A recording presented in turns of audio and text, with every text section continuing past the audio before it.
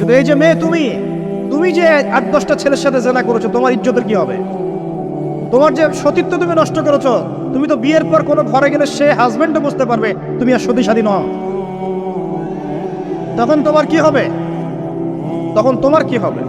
আর এটা যে এত ভয়াবহ মহামারী আকার ধারণ করেছে না, অনেক ক্ষেত্রে দেখা যায় স্বামী অফিসে যাওয়ার সাথে সাথেই বয়ফ্রেন্ড বাসায় হাজির। এই যে বাক্সে বাক্সে বন্দি জীবন বললাম, বাক্সে বাক্সে বন্দি ফ্ল্যাটের ভিতরে তো ঢুকলে আর বোঝা যায় না ভিতরে কি হচ্ছে। কত ফ্ল্যাটে যে জেনা হয় এখন এই শহরে আল্লাহ ভালো জানেন। এই ফ্ল্যাটের প্রত্যেকটা ইঞ্চি ইঞ্চি মাটি আল্লাহর কাছে সাক্ষী দিবে।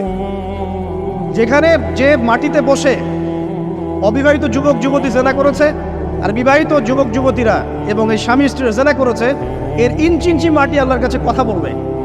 এর ইঞ্চি ইঞ্চি মাটি আল্লাহর সামনে কথা বলবে। সেদিন তুহাদ্দিসু আখবারাহা, জমিন তার খবর বলবে আল্লাহর কাছে। জমিনের কোথায় কোন পাপ হয়েছে সব বলে দিবে। এই জমিনে এখানে দাঁড়িয়ে জেনা করেছে, ওইখানে দাঁড়িয়ে মদ খেয়েছে, ওইখানে কাউকে খুন করেছে, জমিন বলে দিবে।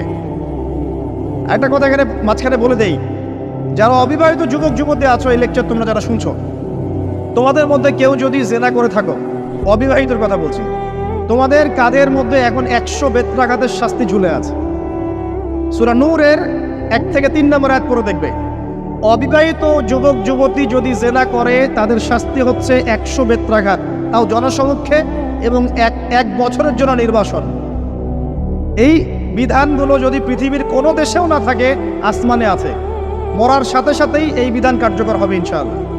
বাঁচার বুদ্ধি কি? একটাই উপায় আছে।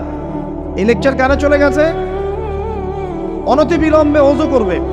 ওযু